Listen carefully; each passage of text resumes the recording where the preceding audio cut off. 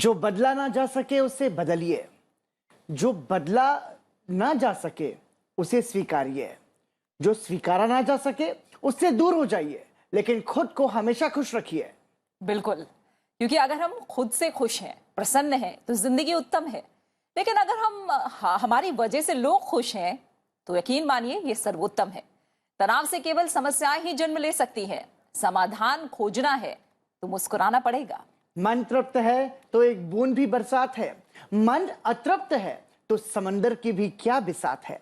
अच्छा स्वभाव वह खूबी है जो सदा के लिए आपको सभी का प्रिय बना देती है। आप कितना भी किसी से दूर हो, लेकिन अगर अपने अच्छे स्वभाव के कारण आप किसी न किसी पल किसी की यादों में जरूर आ ही जाते हैं, अगर आपका स्वभाव अच्छा है। इसलिए यकीन मानिए कि अच्छा स्वभाव इंसान की अपनी कमाई हुई सबसे बड़ी दौलत है। उदासी यानी अतीत में जीना, तनाव यानी भविष्य में जीना और आनंद यानी वर्तमान में जीना। इसलिए खुद भी आनंद से रहिए और दूसरों के साथ भी आनंद बांटिए। हेलो इंडिया, मैं हूं पराक्रम। हेलो इंडिया, मैं हूं प्रीति।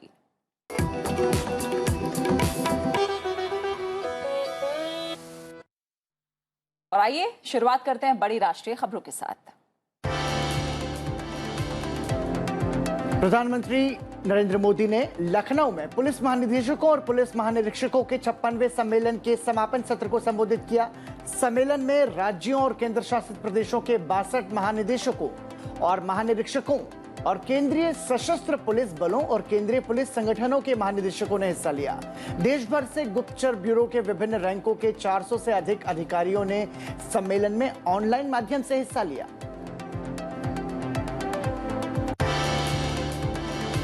केंद्रीय स्वास्थ्य मंत्री मनसुख मांडविया ने कोरोना के खिलाफ जारी टीकाकरण को लेकर आज अहम बैठक करने वाले हैं। इसमें मणिपुर, मेघालय, नागालैंड और पुदुचेरी में टीकाकरण की प्रगति और योजना की समीक्षा की जाएगी।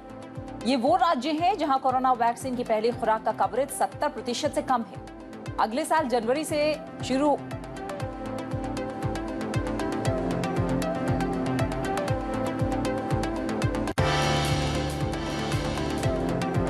अगले साल जनवरी से शुरू होगी लड़ाकू विमानों की अपग्रेडिंग। वायुसेना कर रही है तैयारी। भारत को फ्रांस से अब तक 30 राफेल लड़ाकू विमान मिल चुके हैं।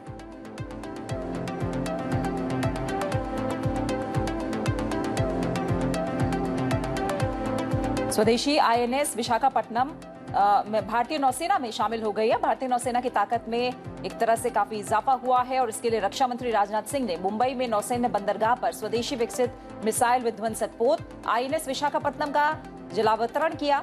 ये विध्वंसक पोत युद्ध चुनौतियों से निपटने में नौसेना की क्षमता और ताकत बढ़ाने में सक्षम है। इसके साथ ही विशाखापट्टनम श्रेणी के 4 विध्वंसक पोतों में से पहला पोत नौसेना में औपचारिक रूप से शामिल हो गया है।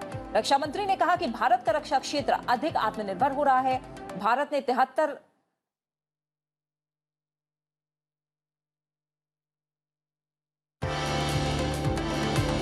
भारत ने न्यूजीलैंड को तीसरे और आखिरी टी20 में 73 रन से हरा दिया है। इस जीत के साथ टीम इंडिया ने न्यूजीलैंड को 3 मैचों की सीरीज में 3-0 से हरा दिया। भारतीय टीम ने पहली बार न्यूजीलैंड को अपनी जमीन पर टी20 सीरीज में क्लीन स्वीप किया है। यह मुकाम टीम ने नए टी20 कप्तान रोहित शर्मा और नए कोच राहुल द्रविड़ के कार्यकाल में हासिल किया। इससे पहले टीम ने 2020 में न्यूजीलैंड दौरे पर 5-0 से जीत हासिल की थी। आखिरी टी20 में टीम इंडिया ने 20 ओवर में 7 विकेट गंवाकर 184 रन बनाए। जवाब में न्यूजीलैंड की टीम 111 रन बनाकर ऑल आउट हो गई। टीम इंडिया की टी20 अंतरराष्ट्रीय में यह लगातार 6ठी जीत रही है।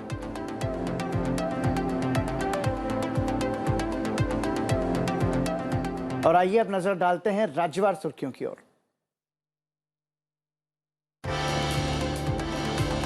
राजस्थान में गहलोत सरकार के नए मंत्रिमंडल का शपथ ग्रहण संपन्न हुआ है। राज्यपाल ने 15 नए सदस्यों को मंत्री पद की शपथ दिलाई। इनमें 11 कैबिनेट और 4 राज्य मंत्री हैं। कैबिनेट मंत्री के रूप में सचिन पायलट खेमे से कई विधायकों को मौका मिला है।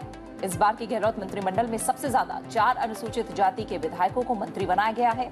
गहलोत मंत्रिमंडल में कुल 30 मंत्री बनाए गए हैं, जिनमें 10 पुराने चेहरे हैं और 12 नए चेहरों को भी शामिल किया गया है। आंध्र प्रदेश में आई बाढ़ से सड़क रेल मार्ग क्षतिग्रस्त हो गए हैं। कई ट्रेनें भी रद्द कर दी गई हैं। आंध्र प्रदेश में भारी बारिश और बाढ़ के चलते जनजीवन अस्त व्यस्त है। राज्य के कई हिस्सों में बाढ़ के चलते मुख्य सड़क और रेल मार्ग बंद रहने के कारण कई ट्रेनों को रद्द किया गया और उनका रूट भी बदला गया। जो ट्रेनें जारी हैं, रेलवे अधिकारियों ने Chennai Vijayawada Grand Trunk route पर 42 ट्रेनों को रद्द करने की घोषणा की है।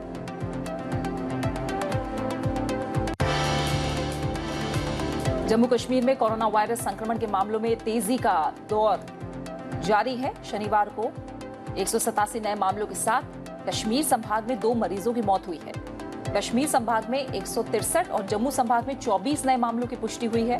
श्रीनगर जिले में सबसे ज्यादा 61, दूसरे नंबर पर बारामूला में 56, जम्मू जिले में संक्रमित नए मामलों में तीसरे नंबर पर अब वो पहुंच गया है। यहां पर 19 नए मामले आए हैं। 13 से 20 नवंबर तक जम्मू जिले में 85 नए मामले सामने आ चुके हैं। गोवा में चल रहे भारत के 52वें अंतर्राष्ट्रीय फिल्मोत्सव में सिने प्रेमियों और फिल्म शौकीनों के लिए एक मंच उपलब्ध कराया गया है, जहां वो विश्व भर की फिल्मों के बारे में अधिक जानकारी हासिल कर सकते हैं। सूचना और प्रसारण मंत्री अनुराग सिंह ठाकुर ने फिल्मोत्सव के दौरान भारतीय पैनोरमा का उद्घाटन भी किया।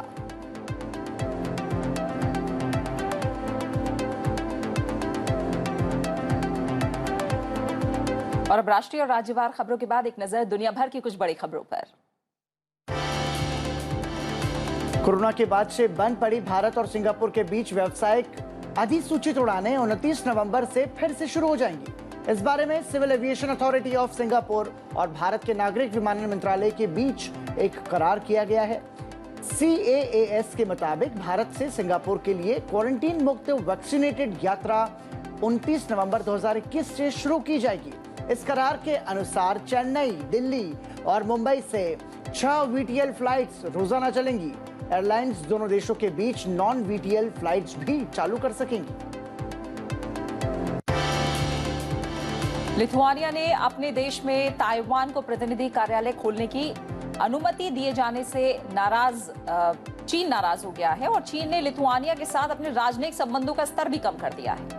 इस कदम से यूरोपीय संघ के साथ बीजिंग के संबंधों को नुकसान पहुंच सकता है, क्योंकि 30 लाख से भी कम आबादी वाला ये बाल्टिक देश EU का प्रभावशाली सदस्य है।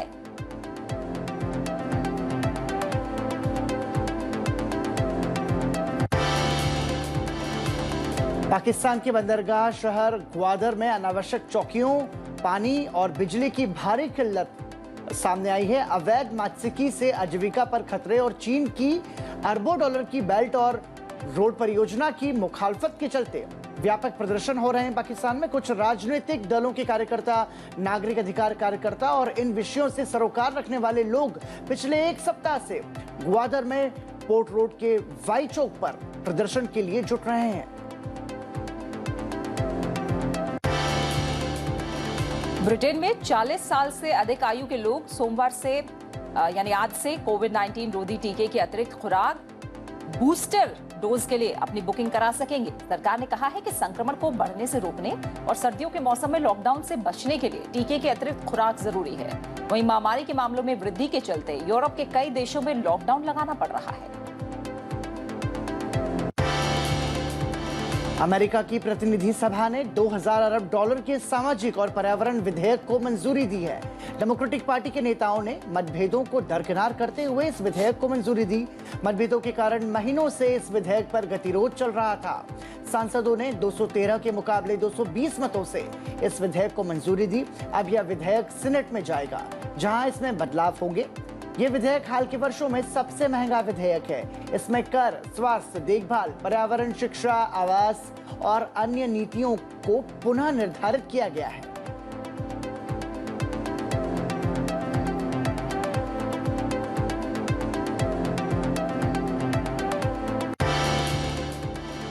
और खबरों की इन सुर्खियों के बाद प्रीति, एक खबर का जिक्र यहाँ पर मुझे लगता है कि करना चाहिए। स्वच्छता सर्वेक्षण जो केंद्र सरकार कराती है, और हमने देखा कि स्वच्छता सर्वेक्षण में मध्य प्रदेश का इंदौर शहर लगातार 5वीं बार पूरे भारत में भारत का सबसे स्वच्छ शहर बना है। ये अपने आप में एक बड़ी मिसाल है और एक सीख भी है भारत के जो दूसरे शहर हैं उनके लिए। बिल्कुल। और लगातार जब हम स्वच्छता को लेकर और सफाई को लेकर जो छोटी छोटी कोशिशें हैं प्रतिबिंब, उसे लेकर भी हम तमाम प्रेरणादायक कहानियां भी दिखाते रहे हैं, और इंदौर भी उसमें अभी भी पीछे नहीं है। हम देख रहे हैं वहाँ अपने स्तर पर तो लोग जागरूक हैं ही, कोशिशें कर ही रहे हैं, बल्कि नगर निगम भी जो वेस्ट मैनेजमेंट है उसको लेकर काफी अच्छे प्रयास कर रहा है। तो ये जो सूची का आपने जिक्र किया है, इंदौर एक बार फिर नंबर 1 पर है, और आप इंदौर से आते हैं, मैं जानती हूँ, इसलिए आप जाहिर तौर पर इसका जिक्र यहाँ करना बिल्कुल। भी और इसमें साथ साथ एक महत्वपूर्ण बात यह है कि जो ठीक है, शासन का अच्छा काम है, प्रशासन का अच्छा काम है, लेकिन जो जन भागीदारी है वो सबसे महत्वपूर्ण है, और इंदौर के लोगों ने वो करके दिखाया है। बिल्कुल। और यही मैंने कहा कि इंदौर से फिलहाल कई ऐसे शहर हैं जो सीख ले सकते हैं। आइए अब आगे बढ़ते हैं और बात करते हैं आंखों की सेहत की। आंखें, हम जानते हैं कि ईश्वर का दिया सबसे खूबसूरत तोहफा है, जिसके जरिए हम ये सारा जहान देख पाते हैं। इन आंखों से ही जिंदगी रोशन है, और आंखों की देखभाल बहुत जरूरी है। अक्सर लापरवाही और अनदेखी की वजह से लोग अपनी आंखों की रोशनी को हमेशा हमेशा के लिए खो देते हैं।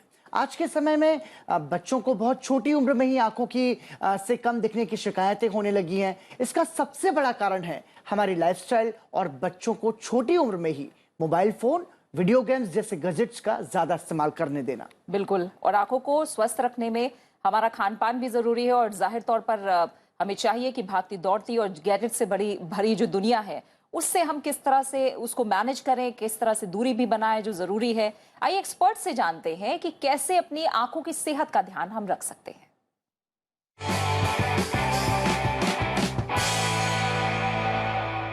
आज हम बात करने वाले हैं अपनी आंखों की। आंखें हमारा बहुत ही एक डेलिकेट और प्रीशियस पार्ट होता है बॉडी का, जिसका ध्यान रखना बहुत ही ज्यादा जरूरी होता है।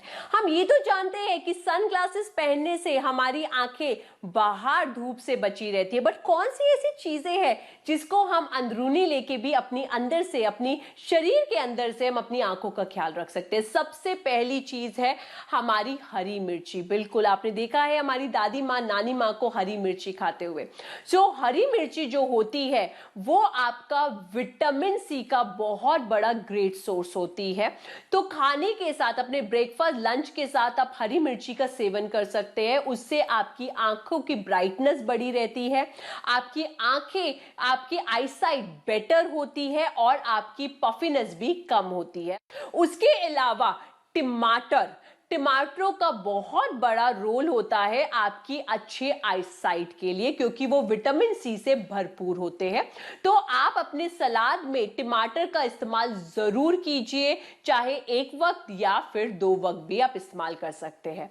उसके अलावा हेल्दी आई के लिए हल्दी बहुत ही गुणकारी होती है।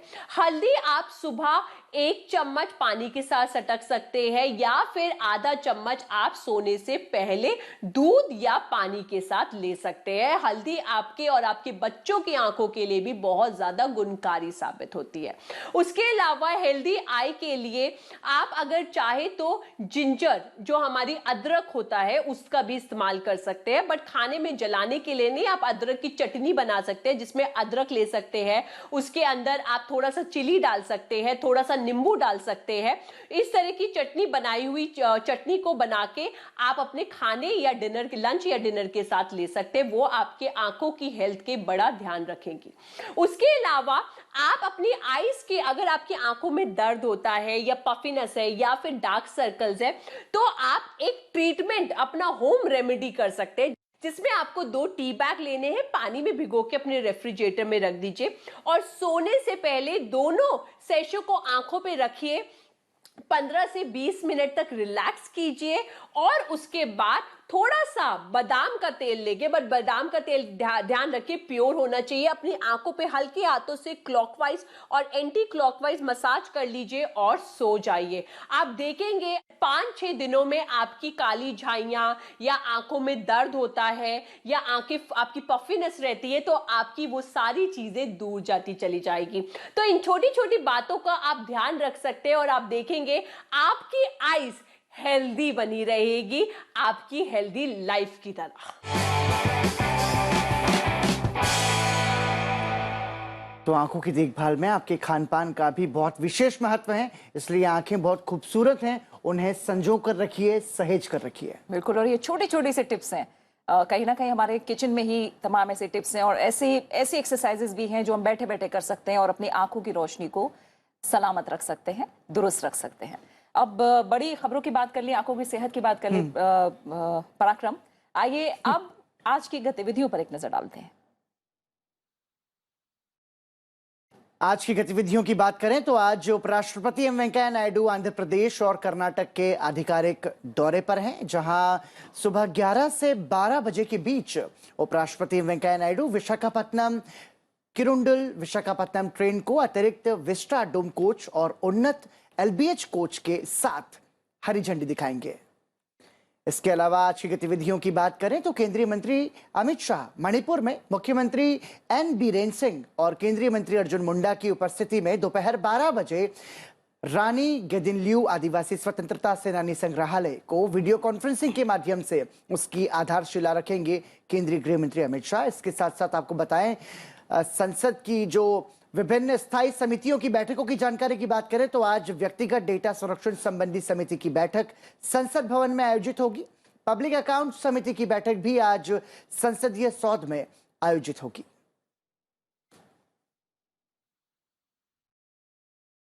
और आइए अब आगे बढ़ते हैं और एक नजर डालते हैं संसद टीवी पर आज प्रसारित होने वाले कार्यक्रमों पर।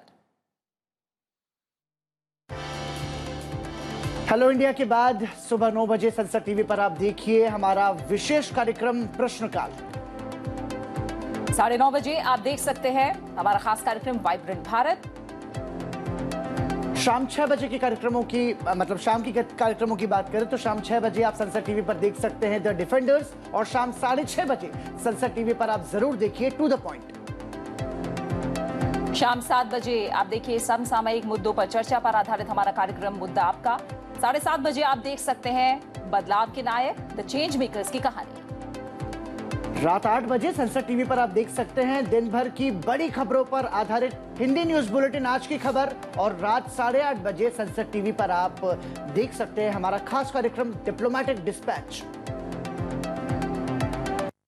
9 बजे आप देखिए अभिव्यक्ति और 9:30 बजे हमारा खास कार्यक्रम पर्सपेक्टिव। भारत का 52वां अंतर्राष्ट्रीय फिल्म महोत्सव गोवा में शुरू हो गया है। इस रंगारंग उद्घाटन समारोह में भारतीय सिनेमा की जानी मानी हस्तियां और गणमान्य लोग शामिल हुए। पहली बार इस फेस्टिवल में ओटीटी प्लेटफॉर्म भी शामिल किए गए। 20 से 28 नवंबर तक चलने वाले 52वें अंतर्राष्ट्रीय फिल्म महोत्सव में स्वतंत्रता के 75 साल पूरे होने के उपलक्ष्य में आजादी का अमृत महोत्सव के तहत देश भर के 75 प्रतिभाशाली युवा और 75 क्रिएटिव माइंड्स ऑफ टुमारो प्रतियोगिता का आयोजन किया जा रहा है।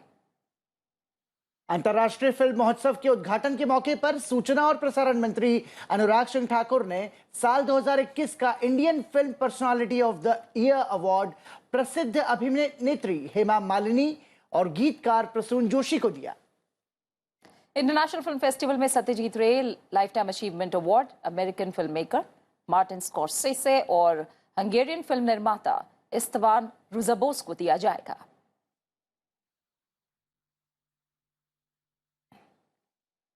और इसी के साथ हेलो इंडिया में यहाँ रुक रहा है एक छोटे से ब्रेक के लिए और ब्रेक के उस पार जानेंगे आज का इतिहास।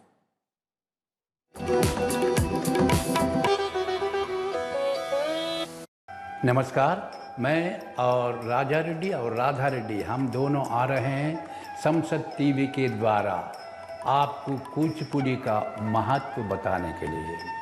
नाट्यम कुचिपुड़ी नाट्यम भिन्न रुचेर्जनस्य बहुधापि एकम समाराधनम।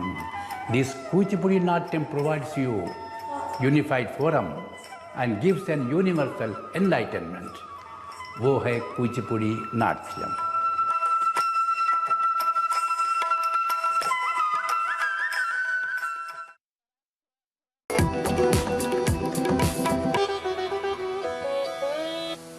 हेलो इंडिया ब्रेक के बाद एक बार फिर आप सभी का स्वागत है और आइए अब बात करते हैं आज के इतिहास की। आइए नजर डालते हैं आज इतिहास के पन्नों में यानी कि 22 नवंबर के नाम क्या कुछ खास घटनाएं दर्ज है।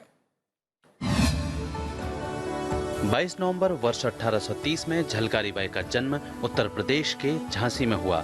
झलकारी बाई झांसी की रानी लक्ष्मीबाई की सेना में महिला शाखा दुर्गा दल की सेनापति थी। वे लक्ष्मीबाई की हमशक्ल थी, जिस कारण शत्रु को गुमराह करने के लिए वे रानी के वेश में भी युद्ध करती थी। उन्होंने प्रथम स्वाधीनता संग्राम में झांसी की रानी के साथ अंग्रेजों के विरुद्ध अद्भुत वीरता से लड़ते हुए ब्रिटिश सेना के कई हमलों को विफल किया। झलकारी बाई की गाथा आज भी बुंदेलखंड की लोक गाथाओं और लोकगीतों में सुनी जा सकती है। भारत सरकार ने वर्ष 2001 में झलकारी बाई के सम्मान में एक डाक टिकट भी जारी किया। 22 नवंबर वर्ष 1892 में मीराबेन का जन्म इंग्लैंड में हुआ। उनका वास्तविक नाम मैडलिन स्लेट था। मीराबेन भारतीय स्वतंत्रता संग्राम में महात्मा गांधी के सिद्धांतों से प्रभावित होकर खादी का प्रचार करने वाली एक ब्रिटिश सैन्य अधिकारी की बेटी थी। मैडलिन स्लेट ने मानव विकास, स्वतंत्रता संग्राम के लिए अपना पूरा जीवन समर्पित कर दिया। गांधी जी ने उन्हें मीराबेन नाम दिया। उन्होंने गांधी के सत्याग्रह आंदोलन को उन्नतशील बनाने के लिए देश के कई भागों में यात्रा की। वर्धा के पास सेवाग्राम आश्रम स्थापित करने में मीराबेन ने अहम भूमिका निभाई। मीराबेन को वर्ष 1982 में पद्म विभूषण से सम्मानित किया गया। 22 नवंबर वर्ष 1916 में शांति घोष का जन्म पश्चिम बंगाल के कोलकाता में हुआ। 15 साल की उम्र में शांति युगांतर पार्टी में शामिल हो गई, जो एक क्रांतिकारी संगठन था जहां क्रांतिकारी कार्यों के लिए आवश्यक प्रशिक्षण दिया जाता था। दिसंबर 1931 में शांति अपनी एक सहपाठी सुनीति चौधरी के साथ एक ब्रिटिश अफसर चार्ल्स स्टीवंस के कार्यालय में एक पिटीशन फाइल करने के बहाने से पहुंची और जिला मजिस्ट्रेट CGB स्टीवंस को गोली मारकर उनकी हत्या कर दी। तो आज के इतिहास के बाद बढ़ते हैं आगे। कोरोना महामारी से निजात पाने के लिए भारत पूरी तरह से मुस्तैद है। केंद्रीय स्वास्थ्य मंत्रालय ने भारत आने वाले विदेशी यात्रियों के लिए नए दिशा निर्देश जारी किए हैं। ये दिशा निर्देश देश में लागू भी हो गए और हम जानते हैं कि जिस तरह से यूरोप में प्रकोप बढ़ रहा है, कहीं ना कहीं जो कोरोना को लेकर चिंताएं हैं पराक्रम, वो बनी हुई है। इसीलिए जो दिशा निर्देश हैं वो अपने आप में काफी अहम है। भारत ने पूरी तरह से कोविड रोधी टीका लगवा चुके America, Britain, UAE, Qatar, France और जर्मनी समेत 99 देशों के यात्रियों को भारत आने की अनुमति दे दी है। न्यूज यू कैन यूज में आज हम आपको बताएंगे इन नए दिशा निर्देशों के बारे में। देखिए ये क्या कुछ है।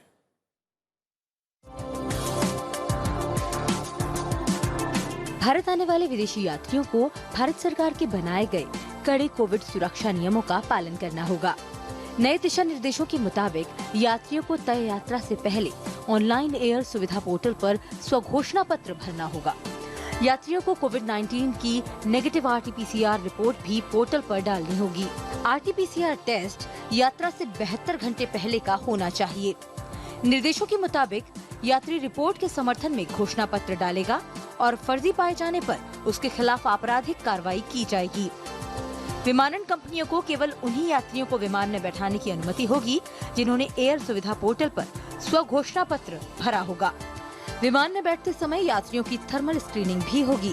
गौरतलब है कि भारत ने पूरी तरह से कोविड रोधी टीका लगवा चुके देश America, Britain, UAE, Qatar, France और जर्मनी समेत 99 देशों के यात्रियों को भारत आने की अनुमति दे दी है।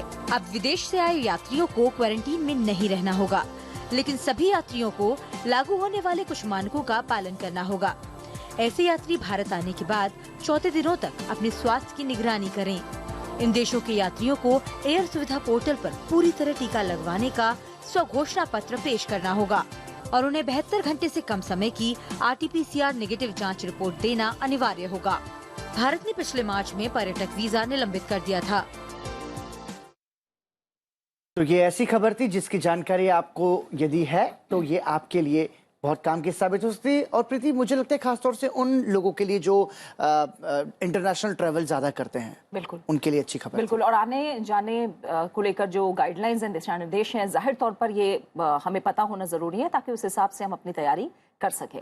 और अब हम आगे अगले सेगमेंट की तरफ बढ़ेंगे और ये सेगमेंट आपके करियर से जुड़ा है।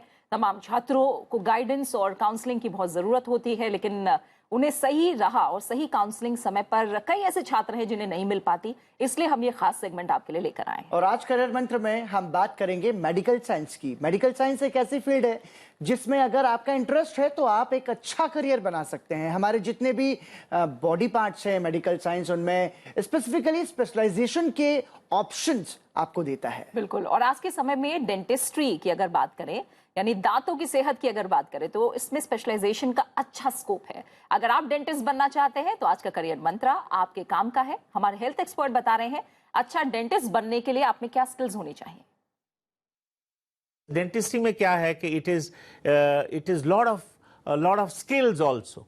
बच्चे कुछ बच्चे जो हैं वो डायडैक्टिक्स में बहुत अच्छे हैं, कम्युनिकेशन में अच्छे नहीं हैं और स्किल्स में अच्छे नहीं हैं। उनको अच्छे नहीं का मतलब उनको वो जो कम्युनिकेशन स्किल्स हैं या उनके हैंड स्किल्स हैं उनको शार्पन करना होगा या उनको होन अप करना होगा। देखिए हर आदमी ट्रेनिंग से कुछ भी पा सकता है, तो ये भी एक चीज जो है वो भी उसको भी नजर रखना होगा। देखिए बाहर के देशों में जब भी कोई इस तरह के कोर्सेज होते हैं तो उनका एक टेक्स्ट होता है, जिसे कहते हैं हम मैनुअल डेक्सट्रिटी, कि वो मैनुअली क्या चीजें, how good they are doing things by hand. And आजकल आप कोई भी फील्ड देखें, टेक्नोलॉजी देखें, everything is to be done by hands. What is done by hands is close to your heart, because you just cram thing, reproducing, that is not there today. हर चीज में laboratories हैं, things are to be by, anything which is done by hand goes to your heart, goes to your mind. So these things are very important, especially in the medical careers. तो जो doctor ने प्रीति यहाँ पर बताया कि जो आप हाथों से करते हैं वो आपके दिल के करीब होता है चीज़ें। मशीन्स, गैजेट्स अपनी जगह पर हैं, लेकिन जो ट्रीटमेंट की जब बात होती है तो वो जितना आप भावना के साथ करेंगे, दिल से करेंगे, उतना ज़्यादा बेहतर कर पाएंगे, ऐसी सलाह दे रहे थे। बिल्कुल। और मशीन का इस्तेमाल भी करना है, अगर टेक्नोलॉजी का इस्तेमाल भी करना है तो उसमें भी कहीं ना कहीं एक्सपीरियंस, आपका एक तरह से लगाव कितना है, लगन कितनी है उस काम को लेकर, वो भी अपने आप में मायने रखता है। जैसा एक्सपर्ट ने भी बताया कि डेंटिस्ट्री भी एक ऐसा फील्ड है जहां पर ये तमाम छोटी छोटी चीजें हैं जो बहुत मायने रखती हैं। और इसी के साथ घड़ी इशारा कर रही है आपसे विदा लेने का। आज के इस हेलो इंडिया में इतना ही। चलते चलते आपको छोड़े जाते हैं नेपाल के डांस ड्रामा फेस्टिवल की झलकियों के साथ। तो आप इन झलकियों का लीजिए आनंद और मुझे और पराक्रम को दीजिए इजाजत। नमस्कार।